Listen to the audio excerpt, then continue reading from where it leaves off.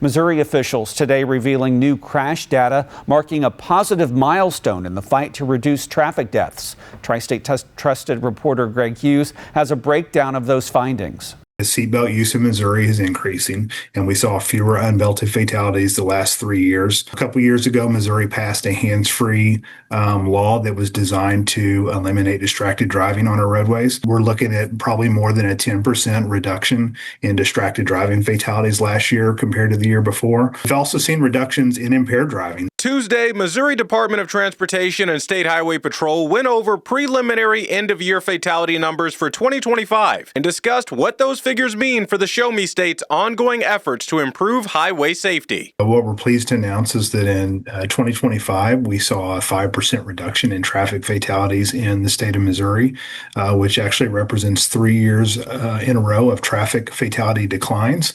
And that's the first time that's happened in our state since 2019. The announcement comes as MoDOT and its partners launch the Show Me Zero campaign, which is a statewide roadmap for reducing traffic fatalities through various methods. It really looks at this solution from all angles. So again, what can we do from a public policy standpoint, education, public awareness, law enforcement, engineering, emergency services. There's really so many different ways that everyone can contribute. Even though Missouri saw a 5% decrease in road fatalities last year, MoDOT said we still lost 911 lives to traffic fatalities and have more work to do to get that number even closer to zero. I know the concept of zero at the statewide level can really feel unrealistic, and I get that. But what I encourage people to do is don't think about zero in terms of the state of Missouri right now. Think about zero in terms of your community, your school, your church, your family.